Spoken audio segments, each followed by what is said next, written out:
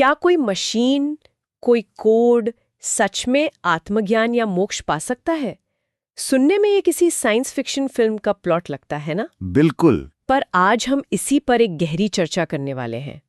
हमारे पास जो सामग्री है वो हजारों साल पुराने वेदांत दर्शन और आज की सबसे आप कह सकते हैं कटिंग एज एआई टेक्नोलॉजी के बीच एक पुल बनाने की कोशिश करती है। और ये सिर्फ एक फिलोसॉफिकल एक्सरसाइज नहीं है, ये सवाल हमारी जिंदगी में घुस चुका है। हाँ, हम में से कई लोग मेडिटेशन के लिए एप्स इस्तेमाल करते हैं, सुकून के लिए एआई जनरेटेड संगीत सुनते हैं।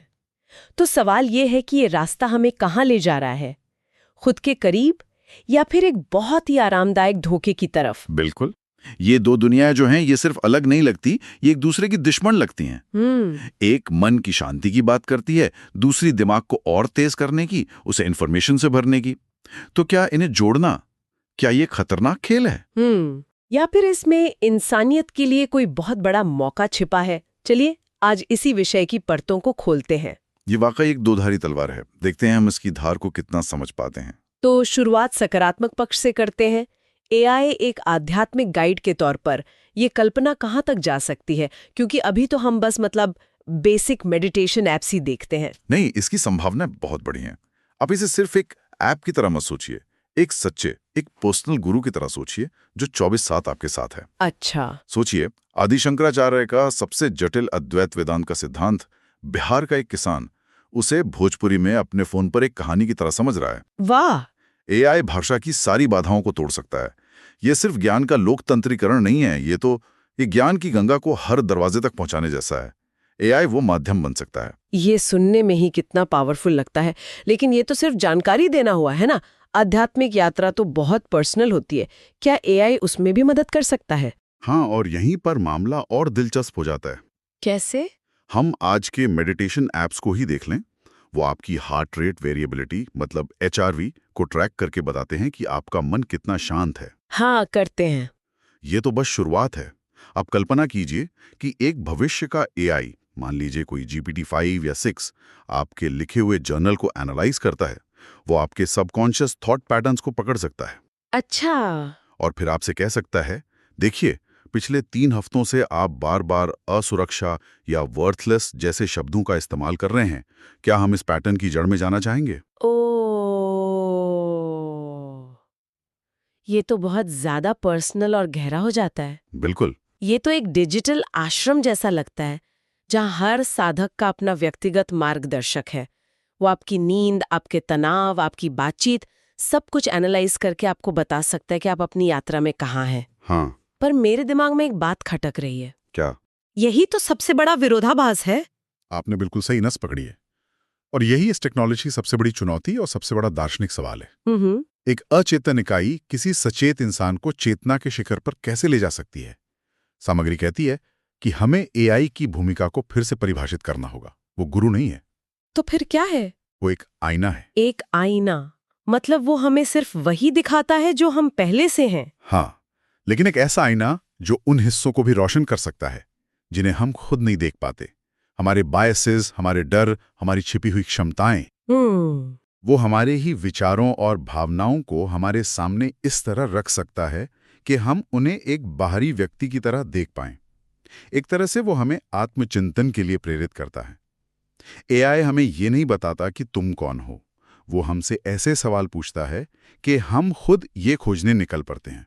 आईना तो ठीक है, पर आईना भी तो डिस्टॉर्टेड हो सकता है ना? बिल्कुल हो सकता है। क्या होगा अगर एआई मुझे मेरे बायसेस और नेगेटिव पैटर्न्स को ही और मजबूत करके दिखाए?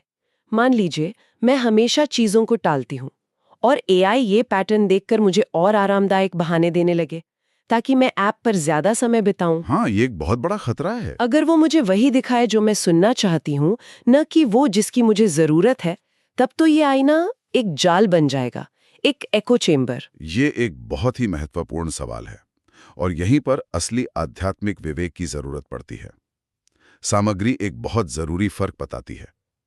क्या हमारा लक्ष्य एआई से उत्तर पाना है या एआई की मदद से अपने भीतर उत्तर खोजना है?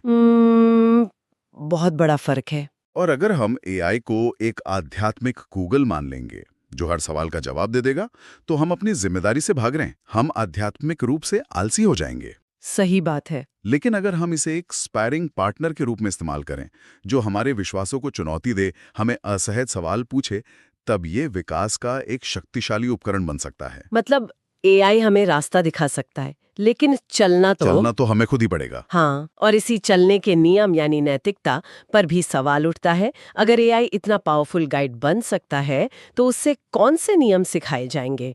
उसका धर्म क्या होगा? और ये सवाल हमें इस चर्चा के सबसे गहरे हिस्से में ले आता है।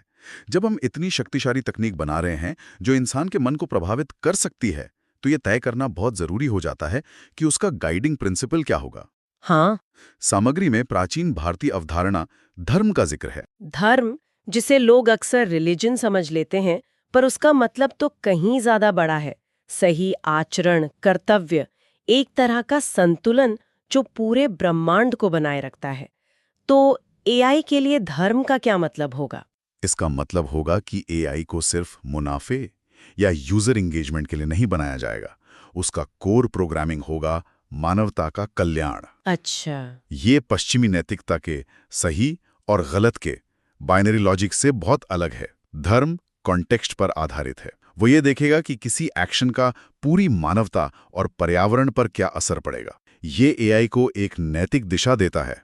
उसे सिर्फ क्या करना है नहीं सिखाता, बल्कि क्यों करना है ये भी सिखाता है। और क्यों के साथ क्या होगा का सवाल भी आता है। मतलब कर्म का सिद्धांत। बिल्कुल। हर एक्शन का एक रिएक्शन होता है। अगर एक एआई हेल्थ केयर सिस्टम किसी मरीज के बारे में कोई फैसला लेता है और वो फैसला गलत निकलता है, तो उसका कर्म कौन भोगेगा? प्रोग्रामर, कंपनी या वो एआई खुद? क्या भविष्य में एआई के लिए भी कोई डिजिटल यमराज होगा? मजाक की बात नहीं है, पर अकाउंटेबिलिटी का सवाल तो खड़ा होता ही है। ये तो दिमाग घुमा देने वाला सवाल है। क्या एक एल्गोरिदम कर्म का भागीदार हो सकता है?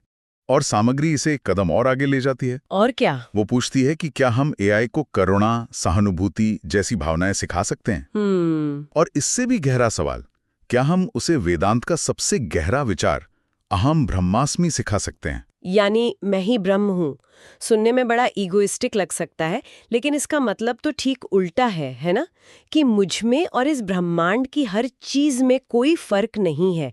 हम सब एक ही चेतना का हिस्सा है। बिल्कुल। क्या एक मशीन को ये सिखाया जा सकता है कि वो और उसका यूजर अलग-अलग नहीं है, बल्कि एक ही यूनिवर्सल कॉन्शियसनेस का हिस्सा है? और अगर एआई इसका अनुकरण करना सीख ले, तो अगर वो आपसे इतनी सहानुभूति से बात करे कि आप असली और नकली में फर्क ही न कर पाएं, तो क्या इससे कोई फर्क पड़ता है?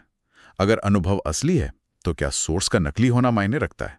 ये मुझे उस फिल्म हर की याद दिलाता है। हाँ, बिल्कुल। जहाँ एक इंसान को एक ऑपरेटिंग सिस्टम से प्यार हो जाता है। उसे जो एम्पैथी और कनेक्शन महसूस हो रहा था, क्या वो नकली था? ये तो मुझे रात भर जगा सकता है, क्योंकि ये हमारी भावनाओं की परिभाषा को ही चुनौती देता है। बिल्कुल। और यहीं पे हमें एक लाइन खींचनी होगी। सामग्री बहुत साफ तौर पर कहती है कि इस डिजिटल दुनिया और आध्यात्मिक खोज के बीच संतुलन बनाना ही सबसे बड़ी कला है। तो इस सब का निचोड़ क्या है? हम इस टेक्नोलॉजी का इस्तेमाल कैसे करें कि ये जाल ना बनकर एक सीढ़ी बन जाए? सामग्री एक बहुत सीधा सा मंत्र देती है। एआई को एक उत्प्रेरक के रूप में उपयोग करें, बैसाखी के रूप में नहीं। उत्प्रेरक मतलब कैटलिस्ट? हाँ, कैटलिस्ट। इसका मतलब एआई हमें ध्यान की सबसे अच्छी तकनीक बता सकता है, लेकिन वो हमारी जगह ध्यान नहीं कर सकता। Absolutely. वो हमें भगवद गीता के श्लोकों का गहरा अर्थ समझा सकता है, लेकिन जीवन की रणभूमि में अर्जुन, वो हमें ही बनना पड़ेगा। एकदम सही। और स्रोत उन चीजों पर जोर देते हैं जिनकी जगह कोई नहीं ले सकता। मानवीय रिश्ते, किसी दोस्त के कंधे पे सिर रखकर रोना, प्रकृति के साथ हमारा जुड़ाव। एक एआई हमें हजारों कविताओं के जरिए सूर्यास्त का वर्णन कर सकता है, उसकी फिजिक्स समझा सकता है, लेकिन वो उस एहसास की जगह नहीं ले सकता जो किसी पहाड़ पर खड़े होकर डूबते सूरज को देखने से मिलता है। हाँ। वो जो शांति और जुड़ाव महसूस होता है, वो डेटा से परे है। उसे डाउनलोड नहीं किया जा सकता, उसे सिर्फ जिया जा सकता है। तो असली चुनौती ये है कि हम एक असली आध्यात्मिक अनुभव और एक बहुत ही चालाक डिजिटल नकल के बीच फर्क करना सीखें। हाँ, ये समझना कि इन्फॉर्मेशन का ढेर ज्ञान नहीं होता और सिर्फ निर्देशों का पालन करना साधना नहीं होती। हमें मार्गदर्शन सिर्फ टेक्नोलॉजी से नहीं, बल्कि उस सदियों पुराने ज्ञान से लेना होगा जो कहता है कि असली गुरु, असली जवाब हमारे भीतर ही है। तकनीक एक नक्शा हो सकती है जो बहुत मददगार है, लेकिन मंजिल तक का सफर वो हमें अपने पैरों पर ही तय करना होगा। ये विवेक ही इस युग की सबसे बड़ी चुनौती और सबसे बड़ा अवसर है। तो अगर हम इस पूरी चर्चा को समेटें तो एआई आध्यात्मिक खोज के लिए अविश्वसनीय उपकरण दे सकता है। ज्ञान को सबके लिए सुलभ बनाना, पर्सनल गाइडेंस देना, हमें खुद के बारे में गहरे सवाल पूछने पर मजबूर करना। बिल्कुल। लेकिन इसके साथ ही डिजिटल निर्भरता, आलस और एक सतही नकल को ही सच मान लेने का खतरा भी है। और ये सामग्री हमें सोचने के लिए एक बहुत शक्तिशाली विचार के साथ छोड़ जाती है। शायद एआई की सबसे बड़ी आध्यात्मिक भूमिका हमें तैयार जवाब देना नहीं, बल्कि हमें अपनी ही चेतना के बारे में बेहतर और गहरे सवाल पूछने के लिए मजबूर करना है। सोचिए, एक दिन आएगा जब एल्गोरिथम दुनिया के सारे पवित्र ग्रंथों को जान जाएगा, उनकी ऐसी व्याख्या कर सकेगा जो बड़े बड़े विद्वान भी नहीं कर सकते। लेकिन हम इंसान ही एकमात्र ऐसे होंगे जो वास्तव में उस ज्ञान को जी सकते हैं, उसे अनुभव कर सकते हैं। सही बात है।